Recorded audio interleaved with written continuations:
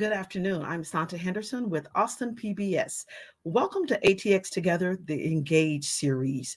Today's topic is the multi-generational workforce. Whether you're a baby boomer, Gen Z, millennial, or Gen X, we've got a panel of experts with information you can use in this seemingly ever-changing workplace. Let's get started with our panelists. Denise Villa is the CEO and founder of the Center for Generational Kinetics. Joanna Ortiz is president and CEO of the Austin Young Chamber. And Matt Burnt is the head of Indeed's Job Search Academy. Our experts will guide us through this conversation, and hopefully, you can gain some insight about your career path and what you can do currently in the workforce. We'll begin with our experts by asking each panelist to give a brief description of their background. Denise, let's begin with you. Hi, Santa. Thank you. So I'm co-founder and CEO of the Center for Generational Kinetics. So we're a global research and strategy firm. And we were founded really to focus on separating myth from truth through data. So that's what we do pretty much all day long is work with companies around the globe, really making sure that they have the facts to their situations or putting together a multi-generational workforce, as today's presentation will be talking about. Thank you, Joanna. Thank you so much for having me. My name is Joanna Ortiz, President and CEO of the Austin Young Chamber. We are in a mission to support young professionals here in Central Texas, whether you are preparing to enter the workforce or you are a senior manager ready to serve in your community. We serve a wide range of young professionals and businesses looking to recruit and retain this talent. Thanks, Joanna. Matt Burnt. Hi, everyone. My name is Matt Burnt. I'm with Indeed, and at Indeed, we help people get jobs.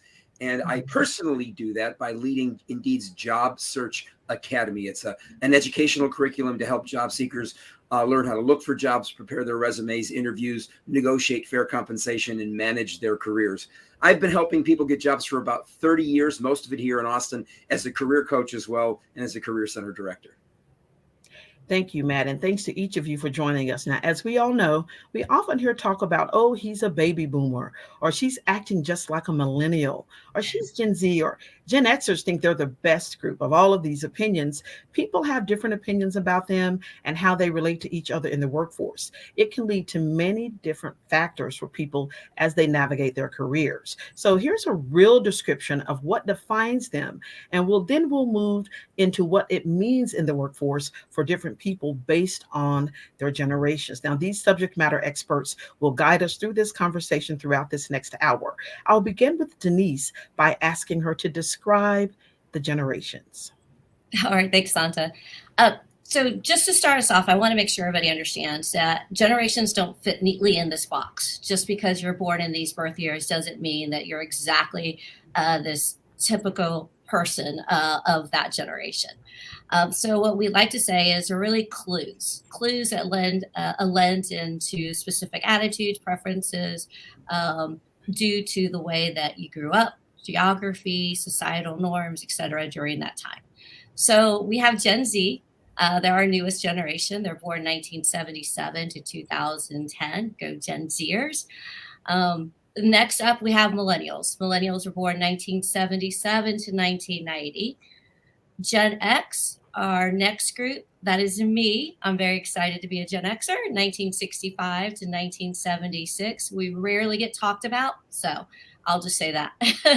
And then baby boomers, 1946 to 1964. They are our oldest generation that are mostly in the workforce. And then we still do have some traditionalists, which we didn't include here, but we do still have some working traditionalists that are in the workforce as well. Thank you, Denise. So we have the details on how this conversation is framed. So let's talk about what it means socially and culturally based on the descriptions. Joanna, I'll start with you. Why is it important to recognize these differences as they relate to us on social and cultural levels? Yeah, I mean, as Denise kind of pointed out, we all experience life and society and our work life in very different ways. And it really depends what year you were born, what year you entered the workforce, college, and all of that. And so what we see a lot with Gen Z, I myself am a millennial. I was able to see life before the internet was mainstream and after, where we are now. Gen Z, they are the digital generation, and so the way that they interact and engage with the digital aspect of our lives is much different than to those who were introduced to Facebook and back in the day.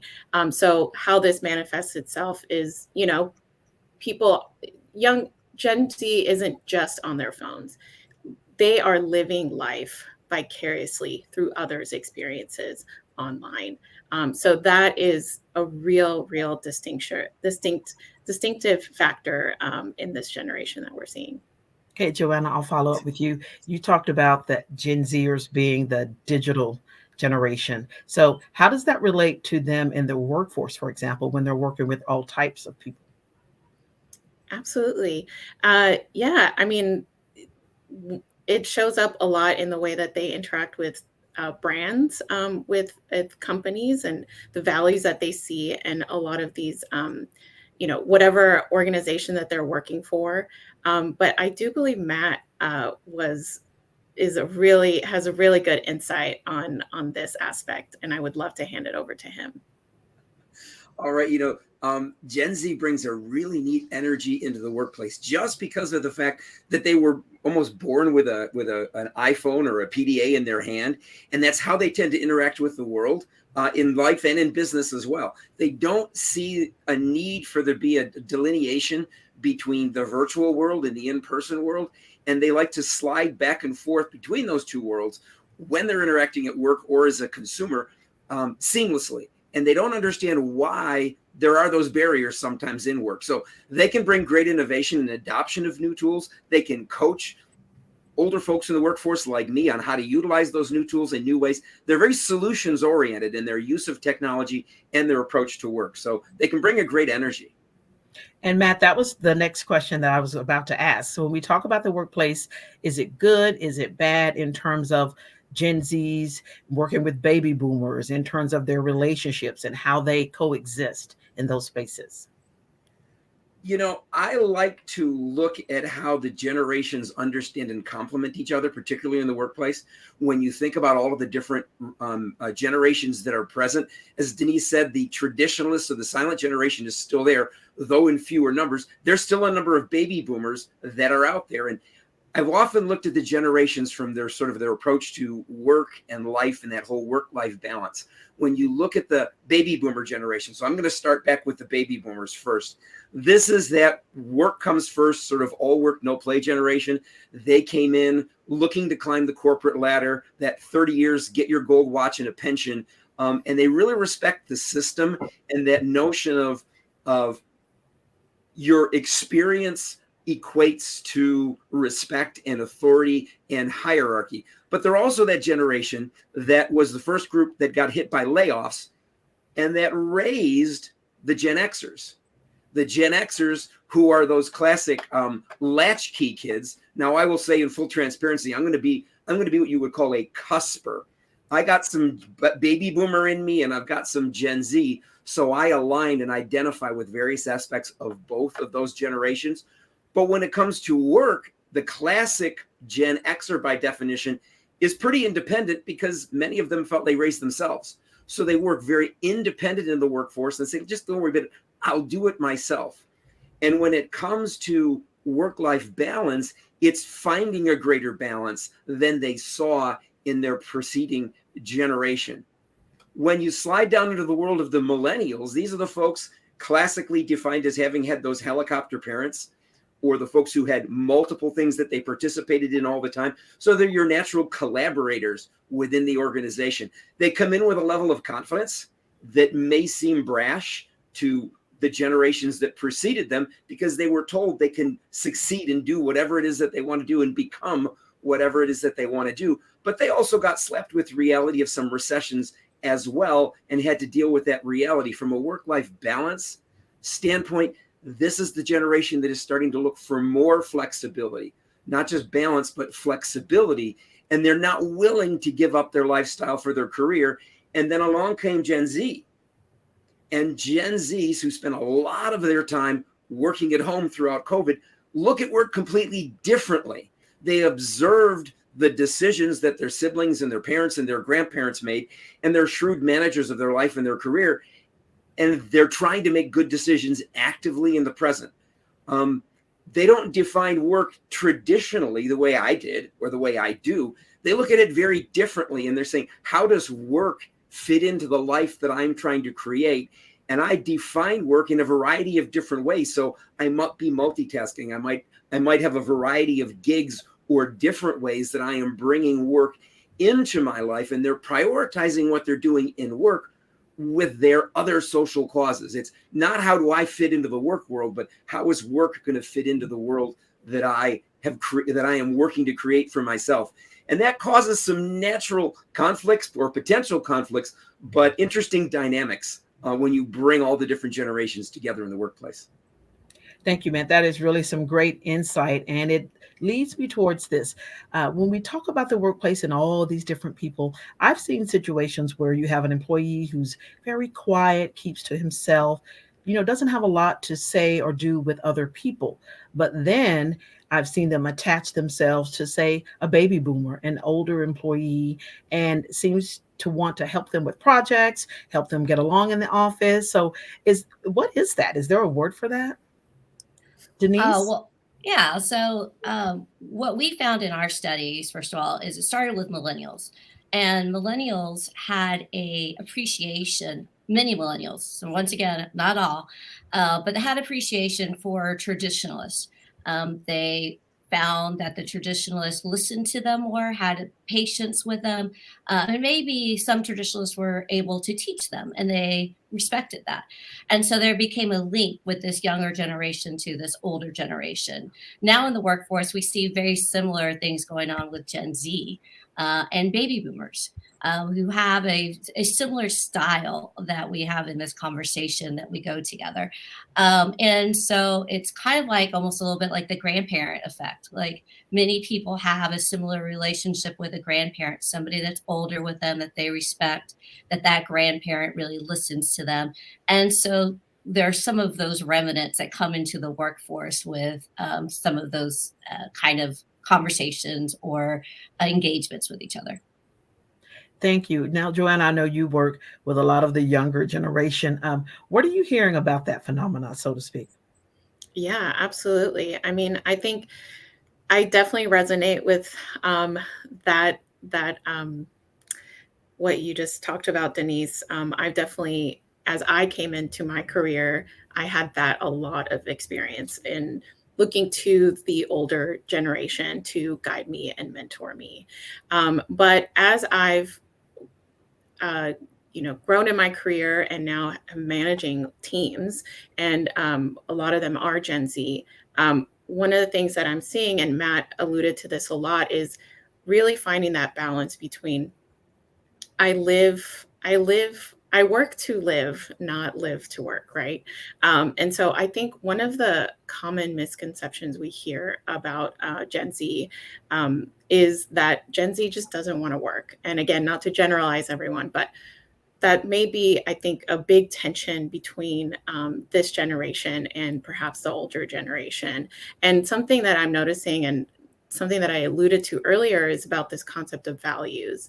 I think that is what a lot of this generation wants to see in their organization. It's not that they don't want to work, it's that they want the organization to really demonstrate to them that they also value a life, that they also value family, that they also value taking rest, and that they also value to pay attention to what's going on in society. So I think that's a lot of the tension that we're seeing. And so I don't have a name for that necessarily, but I think that common, when we think about how Gen Z shows up to work, thinking about reframing that a little bit is really, really crucial. Great, Joanna. So let's just keep on that path. So we're talking about the social and cultural connections. We're talking about the different ways, styles of which these generations work. So let's talk about some of those myths. And I know, Matt, you'll have a wealth of experience in dealing with, what are some of the facts versus the myths when we talk about different generations and in the workplace? Well, Joanna just touched on one of those, this notion that Gen Z doesn't want to work. They just define work differently. And they work really, really, really hard at things that they're passionate about. They also get this knock for being a little brash sometimes because they have opinions. And they feel that if they've got an opinion, they don't necessarily think they're going to get their way, but they think they have the right to have their voice heard. And they will voice it within the workplace, but they'll also voice it on social media and through influencers, and have had a great impact doing that. Gen Xers can often get the knock of being a little aloof or a little bit detached. They're not. They're just approaching work a little bit differently. What I love, and sort of a definition that I like to come up with, is called reciprocal mentoring. When you see somebody who's in the baby boom generation working closely in the workplace with someone who is in Gen Z, it's great when this works because it's the baby boomer saying, I know I have a lot to offer in terms of knowledge and experience and coaching and mentoring to help you develop professionally within our organization or elsewhere. But you have a lot that I can learn to help me better understand whether it's new technology, new modes of communication. And so they get to mentor each other reciprocally. And I think that breaks down a lot of these myths and barriers that we see when we sort of drop generations into boxes and label them. Denise, anything you'd like to add?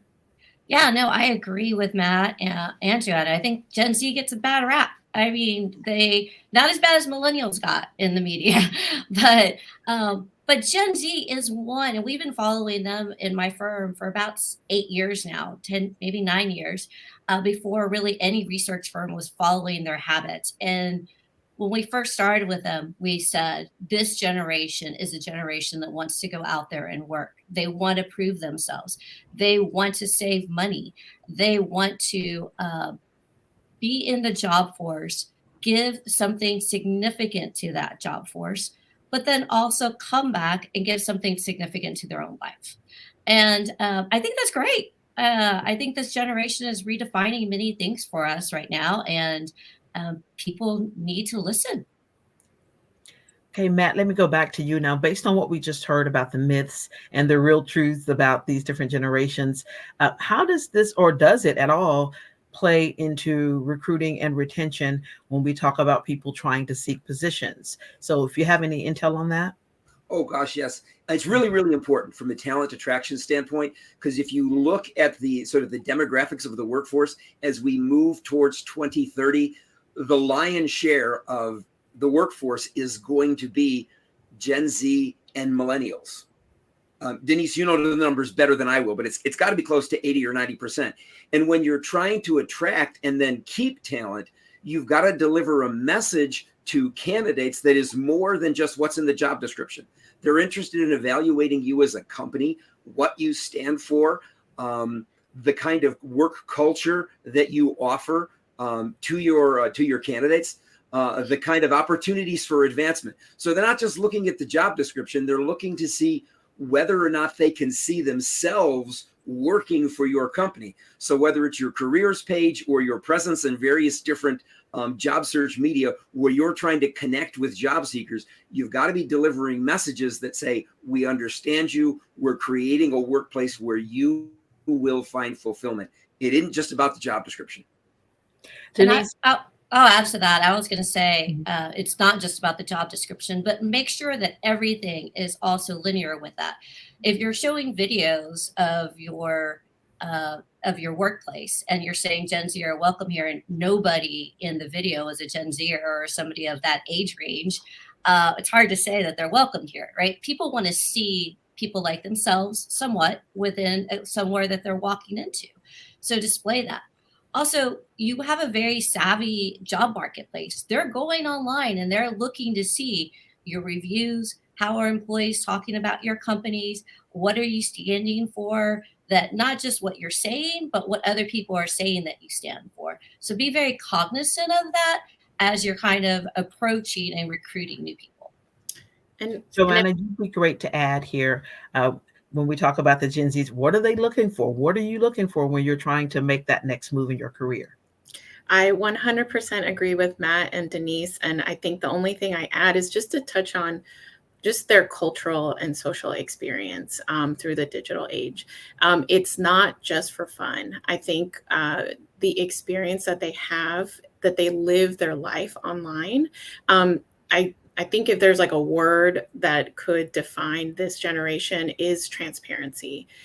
So they don't want the performative DEI headlines. They don't want the performative ESG headlines from your company page. They want to see some impact. They want to see that the hiring process is inclusive, is it's demonstrative or a foreshadowing to what the culture and the values of the organization, that it's lived out. So I think that's really important to note. And yeah, I could talk about that forever, but I'll stop there. Okay, thank you. So we're talking about Gen Zs and millennials. Let's move it back a bit to the Gen X and the baby boomers. Now, I'm Gen Xer, so I have to represent. We're still in the workforce. So, Matt, I'll start with you. What are some things that when we're recruiting and trying to have retention, can be done to reach those groups? Well, how do you reach people like me and Denise? We're at a different stage in our life than our than millennials are, and that Gen Z are. So we're looking for different things.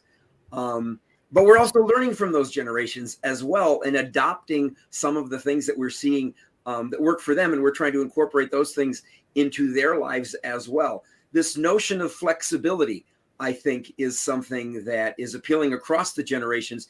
And it is for us because we're, I look at myself right now as sort of, well, I'm on the cusp of that, but it's when our kids are growing. So we're looking for stability in roles. We're still looking for opportunities to create and opportunities to grow. But I think to share some of our experience as well with the younger members of our teams, and to sort of often move away from an operational tactical role into an advisory type role.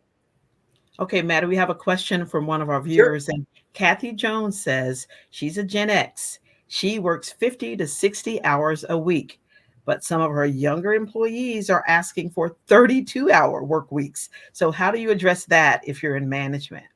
Oh my gosh, I love this question because it really gets at the heart of generational differences and us trying to use the same language to say different things. We Gen Xers, we're used to working, and our car is there before the boss arrives, and it's still there after the boss leaves because presence is important. Gen Z doesn't see it that way. They think if I can get the work that you're asking me to do done in a shorter period of time, why do I need to be there for 40 to 50 hours? The issue and the question here is around they're looking for that flexibility. They want to get the work done, the work they're being paid to do, not a bunch of other things beyond that unless it gets brought into the scope of their work. But they're saying, if I can do this in 32 hours, why don't I do that? And they look around and they see a lot of time that's not necessarily being used. They equate it with results more so than presence. And the way they ask that question is, can I have a 32-hour work week instead of a 40-hour work week that's going to turn into a 50-hour work week? As a Gen Xer, but cusper, I've learned a lot from that about focusing more on results and less on presence. And I think that's where that question comes from. Thank you, Denise. Oh, I agree. I agree with Matt. I think especially, during this time with COVID, where so much of our work experiences have changed. We have a lot of companies that have started to continue to change their models and really focus on the mental health aspect of their people, going to 4-day work weeks, giving more flexibility of when you want to work those hours, making 2 days of the week still at home, et cetera. But I think it really also is going to be very up to the community at the organization to create, these are the goals that need to be reached. If you can do it in this time frame, great. If you can't do it in this time frame, then we need to have another discussion. And so getting rid of all those extracurricular meetings, all of those times away that are not necessarily used for the day is, I don't know, sometimes that's just good business. Joanna, when we talk about that 32-hour work week, what are you hearing from your peers about, the saying, sometimes people say, work smarter, not harder. So what are you hearing about from your peers about wanting the, shorter hours in the office because they feel like they can get it done? Yeah, and again, being a millennial, I'm sandwiched between those two generations where I hear, well, they're not taking this job as seriously, and then I'm also hearing, well, they don't value my work life balance, and I just want to disband both right now by saying that, you know, asking for a 32-hour week is asking for the ability to show up in a more refreshed and a more productive and a more ready to perform at their best capacity. I think another popular term that we hear a lot in the last couple of years is self-care. I think we've all have experienced the after and the impacts of COVID, which, we're not really necessarily past it necessarily, but in many ways, a lot of learning lessons from that is from Gen Z of acknowledging that in order for me to really show up and do the work and get these results in a shorter time, I really, really need to value my ability to recharge, my ability to spend time with family. I think a lot of Gen Xers are people who, were taught and the culture was to work these hours, and we're still feeling that right now. They do it because they want to give back. They do it because they want to provide for their families. So it's really getting down to the core and to the essence of the purpose of why everybody's meeting and in an organization. It's because people want to have impact in the community. People want to provide for their families. People, I think everybody can agree that there's commonality among the generations when we show up to work. It's just the approach that we're wrestling with, right? And so that's what I would say is I would not take offense to it.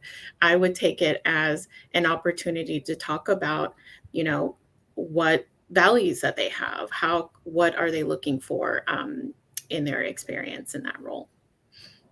Thank you, Joanna. Okay, well, another topic for discussion today is ageism in the workplace. We know it affects people, and a study by the Boston Globe shows that 62% of people over the age of 50 experience age discrimination. So, Denise, can you give us some insight on some things you've heard about this? Yeah, I mean, ageism is real. There's no doubt about it. It happens. It's sometimes a bias from your hiring managers or the people that are hiring. It's sometimes an unconscious bias.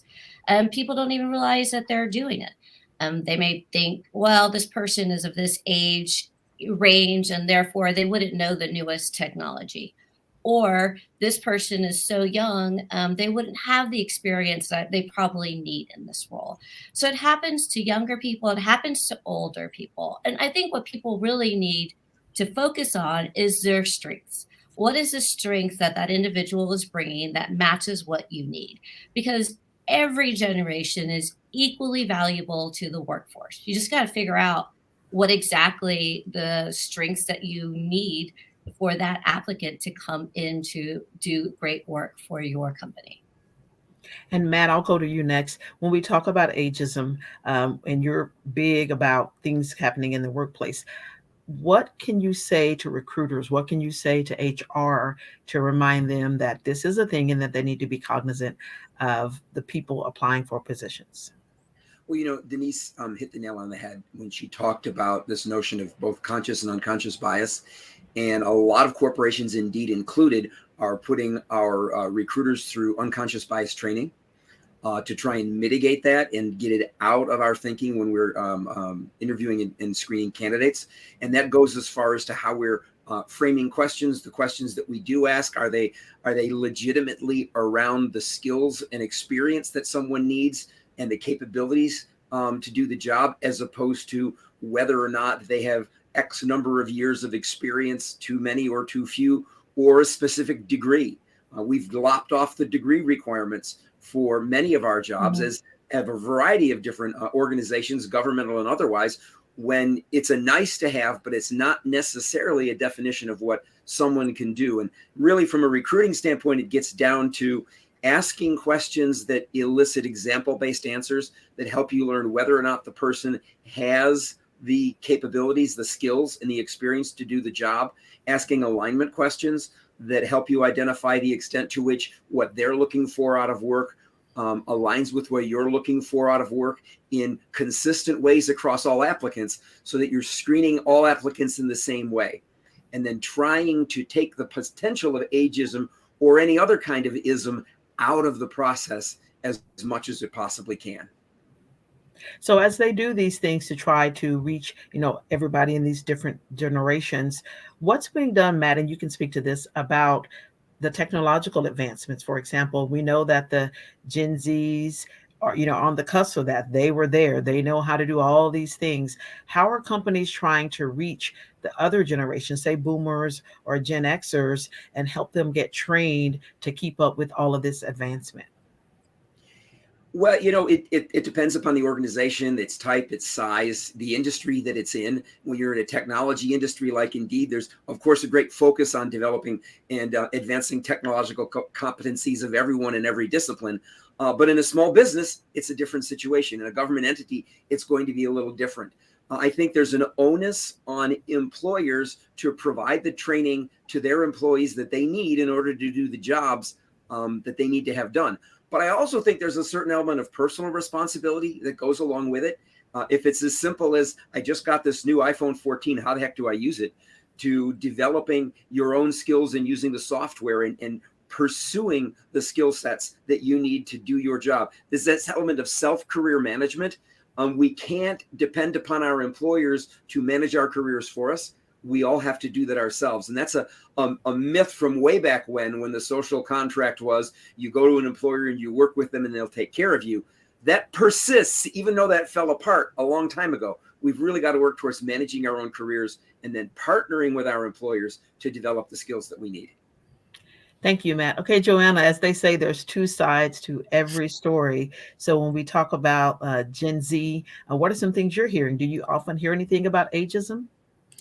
Yeah, I think when we think about ageism, we usually think about the experiences that the older generations are experiencing. And while that is very true and, a very real part of our experience in the recruiting process, it's also on the other side. I think a lot of young people feel that there is this sense of invalidation or less ability to show up and be prepared for something just because of their age. Just because they are younger, they are less experienced, they don't have much to say. And something that I'm trying to do in my role as I talk to a lot of C-suite people, when I talk to a lot of community leaders in the organization, in organizations, is, think about young professionals in what they can teach you. So Matt made some references to this, and even I, as a millennial, as I was going up in my career, oftentimes my supervisor would come to me, who I looked up to a lot and had a lot of formal training in journalism, would come to me and ask me a lot of technical questions, a lot of advice on how we could pitch things on social media and things like that. And so, we can all learn from each other. And something that I would encourage just all of us, I think unconscious bias is unconscious because it lives in all of us, right? And so when we think about age, right, thinking specifically about the skills that somebody offers is really critical. So, you can look at young professionals as leaders as well. It's not an age thing. It's not this many years of experience. That is becoming outdated. And I will say Gen Z, they're hard to impress. So, for them, just tons of accolades on your resume is not going to impress them. And so think about it that way as well. Thank you. Matt, I want to follow up with you. You mentioned something just a minute ago about training and being in charge of your own fate and Mhm. finding things to help to advance your career. So when we talk about that, is a employee expected to pay for the training, or what are you seeing in the workplace? Will some professionals be able to go to a manager and say, "Hey, I'd love to have be trained in this, or I'd love to take this class"? How does that work? Uh, Again, it's going to be different. I'll share the Indeed experience. We've got a suite of training that Indeed has, that every employee has access to through a variety of different providers. So whether it's to develop your competencies in search engine marketing, or developing your competencies in Excel or Qualtrics or any other platform, we have resources. And then individual employees are working with their managers to develop these training plans, so that you can identify what do you want to do that Indeed already has to offer you to help you develop and perhaps advance with Indeed first. And then the possibility of, is there training available that Indeed doesn't have already in-house or access to, that we may need to purchase for me. And then that gets tied to your career progression in your role. And there are times when Indeed and other companies will say, yes, that's not something we have. We will put you through that training. But then there's also stuff that you just want to develop because of your own curiosity or desire to learn. And then those are skills that you would develop at your own cost as well. So it's a mix. If it tends to be job related and the employer sees it as a skill that you need related to your job, chances of an employer picking up the cost for that training are much greater than if it's simply a skill that you want to develop yourself personally or professionally. Joanna, any information about this? Have you heard from people or worked with groups who say this is something that some of the older generations are doing? Yeah, absolutely. And I wanted to go back a little bit on my former question. And, I hear from HR a lot of people in the field who are saying, it's easy to get people in the door. The challenge is really keeping them in an organization, and I think that's another phenomenon that we're seeing with this generation. Is not so much are they interested in roles or are they interested in working for organizations, but it's when they're in an organization, what is their cultural experience in an organization? What kind of support, what kind of trainings, what kind of, managerial support are they receiving that is making it worth their while? I think when we think about millennials, especially, I think we were and are tend to be really driven by career trajectories, and the opportunities to grow within an organization and be taken care of, like Matt was saying earlier. But Gen Z is not. Again, I want to emphasize that they aren't the bells and whistles of a career is not as appealing to them, and so I would really encourage HR to really think about that aspect of it. Joanna, anything you'd like to add? Oh, Denise. I think what Joanna is saying is true. I also think that we've done many studies across the globe, and we find that Gen Z really wants three things. One, they want compensation that is fair and equitable to what they're doing. Compensation is very important to them. Two is benefits. We call them the throwback generation. They're very interested in the benefits that you are having as a company, especially after COVID. What are your medical benefits? What are your savings benefits? Your 401k, retirement. This is a generation that we found 15% of them at the age of 12 were already saving for retirement. So this is an important aspect for them in careers. And then thirdly, also is I find that many companies, I've worked with companies, like I said, all over the world, is we use the tool of, yes, there's a way to expand your career here, but we don't put it in front of them and really give them a detailed plan of how to do this. And that is really important to retain, especially the younger generation, of putting that plan in place, letting them hit these metrics that are part of that plan, and then bringing them forward. When they have it in front of them, they're way more easier to progress and understand that you're keeping your promise to them. Okay, Joanna, now I'll come back to you. Denise mentioned some things about 401k, about savings, and all the things that some of the Gen Xers and even some of the baby boomers, of course, they've been doing that. But when we talk about the millennials and Gen Z, are those things equally important, or where do they fall on the scale? Yeah, 100%. I mean, who isn't driven by compensation and a really nice benefits package, right? But I will emphasize a lot of times, a lot of Gen Zers, even if they are paid, if they are expected to work, you know, long hours, if they are, don't have access to that work life balance, that often will drive them away. They're not afraid to be really explicit about, making sure that that kind of perfect trifecta is really met. The other thing I wanted to mention that I don't think is really brought up. I think this conversation is really focused in general terms, but when we think about where we are geographically, I mean, Austin, uh, I think latest census data, it says 18 to 44-year-olds make up like almost half of the population here in Austin, which is insane to think about.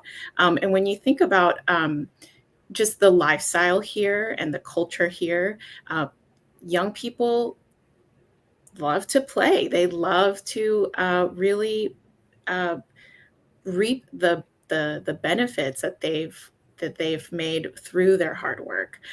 So, yes, compensation and I think benefits are key, but it's not just that. I think there has to be a balance with everything else. And again, want to emphasize this is not to generalize a whole group of people, but I have met Gen Zers that aren't too particular about what some a company's ESG goals are for the next 3 years. But I think it's really important to think of the context of where we are. A lot of young people, a lot of new Austinites are moving here for that life. They want that new lifestyle. And again, to emphasize the post-pandemic life, a lot of people kind of realized and are reflecting on kind of the life that they want to lead and how work fits into that. And so a lot of those people that have the privilege to move here work remote jobs. They have that flexibility. They're well compensated and can afford this very inflated housing market here in Austin. It's because I really do believe they have that mix of three things. Okay, Joanna, you just touched on a whole other topic with that housing market. That's another show. But I want to go back to Matt. They talked about compensation and how important it is to all the groups, of course. Let's talk about perks. I know Indeed has been at the forefront of having some really amazing workspaces here in Austin. Talk about perks and how they can come into play with attracting some of these employees. Well, you get a company like Indeed and a lot of tech companies where our value innovation and value putting people into environments that will allow them to continually innovate. And some of those things result in perks. So at a company like Indeed, where there's breakfast and there's lunch and there's recreational lounge areas to get people together, not just around a desk or in a meeting room, to converse and come up with ideas. And from a productivity standpoint, to save them the time of having to go and get something else. That can be very, very beneficial, both from a pocketbook standpoint, but from a lifestyle standpoint, and from a work productivity standpoint. So when large employers like Indeed can offer these can be differentiators and can draw candidates to us that might go to other employers. If you can get your workout in, have your meal, play some music, and never have to leave where you parked your car in the morning when you came into the office, or even do some of that online, that can be a real benefit. And, larger companies like Indeed in the tech space offer those kinds of perks. But that's not the only kind of perks. Some perks are simply flexibility. We actually did a study of Gen Z job seekers in partnership with Denise's company, the Center for Generational Kinetics. And one of the survey responses we got said that a large percentage of Gen Z would take less money for a job that offered them more flexibility. So think about perks more broadly than just, do they have coffee or do they have lunch or do they have a gym? But what are the things that are really important to the different generations? And can you provide them so that they can feel productive at work, feel at home at work, and feel they're in an authentic environment? I think if there's something that what I have observed, because I'm not, Gen Z, they value authenticity in everything so much. Answers that are, why do we do it? Because we've always done it that way, don't resonate very well with them. Give them an honest, authentic answer, and you can win them over. It's a broad statement, I know, but I think more so than many generations, authenticity is something that is top of mind for many of the Gen Z that I have interacted with and studied. Great information, Matt. Okay, we just had a question to come in, and Denise, we'll see if you can get this one. It says, what about trainings? Is there any jobs or anything, Matt, that you may even know of where companies are offering training to the employees so they can learn how to communicate? Because as you guys have said throughout this past hour, that the different generations have different ways of learning, different ways of working. So is there something involved with training that can help them better communicate in the office? So I'll tell you a little personal story on this one. So every year, our company hires interns in partnership with an organization here in Austin, and this intern been working with us for about a month and a half, doing a fantastic job. I asked him to send an email to a C-suite person in with my name on it. He typed it up. He came in about 20 minutes later and he said, I have a question. I said, what's the question? He said, can I put emojis on this email that I'm sending to this C-suite person? And I said, no, we don't do that. And I realized then, and I'm in the space, that I hadn't really had a conversation with him about etiquette on sending emails to C-suites and the way that we wanted to be presented in our company, et cetera. And, luckily enough for me, he was aware enough to come and ask the question. And that actually sparked conversations within our company and other companies I always tell the story to, is that this should be part of your onboarding. Like, let people understand how you want for your company to be represented and communicated with so that everybody's aligned. So I'm not sure if there's like direct places for this type of training, but I think most companies should at least have a conversation and provide examples of the way that they want communication protocol to go. And that goes for all your channels. It might be different on email versus on Slack versus on Twitter versus internal, external. But people need to be aware of that in order for them to be able to understand what to follow. Excellent. Okay, so we're coming to a close and we have some few minutes left, but I like to leave people with a call to action, something they can do in the workplace to make it better for themselves or their coworkers. Any tips, insights that each of you can give? And I'll start with Joanna. As we talk about these millennials and Gen Zs and navigating the workplace with, baby boomers and Gen Xers, what are some insight or tips you could give? Absolutely. I'm going to do a shameless plug first. We actually have our leadership summit coming up at the end of the spring, and where one of the sessions is actually talking about this topic, talking about how to manage teams that are multi-generational, that are hybrid, that are remote, that are in person, and then we're also going to have a session for HR professionals on how to retain this generation. So you can go to austinYC.org and you can sign up for our newsletter, which will give you updates on a weekly basis. But just a more direct way to your question, thinking about Gen Z and their, Matt called it authenticity. I think that's spot on. I think having just real conversations and real connections with your staff really goes a long way.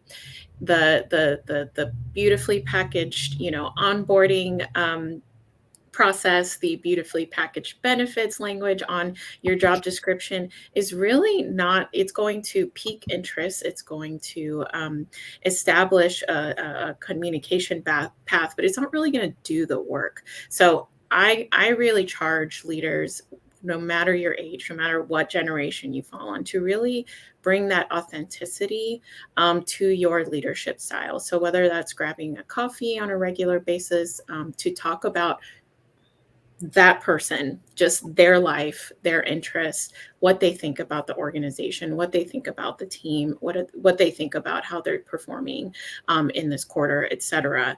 I really think building those connections, is really goes a long way. Thank you, Joanna. Denise, can you speak on this and talk about maybe perhaps how we can learn to appreciate the differences in all the generations in the workplace? Yeah, no, exactly. So I really want people to remember that what we talked about here today is really clues and insights to a particular preference, the way people are. Not everybody's going to fit in this neat box. So, one, remember that. Two, remember that every generation is equally valuable. So, when you put a team together, if you can of each generation within that team so they can really draw on each other's strengths. Matt said it perfectly that there can be reciprocal training between the both of them and that they can respond and give the company the best product that they can as a team that brings together so much insight. Thank you, Matt. You know, as we get older, and I can say that because I'm getting older, we have more and more opportunities to develop habits and to get set in our ways. And so I guess the advice that I would give is to seek first to understand and not to be understood by the people that you're bringing into your organization, regardless of the generation that they're in or that you're in. They're desperately trying to understand the workplace that they're coming into and what standards exist and what the expectations are beyond the job description. And as a manager, if you're bringing people onto your team, particularly Gen Z, but again, any generation, if you seek to try and understand where they're coming from and what their motivations are and what their approaches and work styles are, then you both can work towards adapting to each other and playing off of each other's strengths. And I think when you bring multiple generations together onto a work team or into an organization, you bring a multitude of strengths that we can capitalize on. And then we all have our various weaknesses that the others can help us lift up. That's sort of a rising tide raises all boats kind of a notion. Excellent advice from all of our panelists. They are definitely the subject matter experts. They've talked about social and cultural differences in the generations. They've talked about work experiences. They've talked about benefits and perks and the things that the different generations are looking for. So I just encourage each of you to take this information, move forward, and embrace it. Remember, it starts with you. Of course, I'd like to thank our panelists, Denise Villa, Joanna Ortiz, and Matt Burnt for joining us today. This is a conversation where someone can listen in and take something away from it and try to make it better in their workplace. We thank each of you for watching and listening to all of this advice today. On behalf of Austin PBS, I'm Santa Henderson. Thank you for joining us.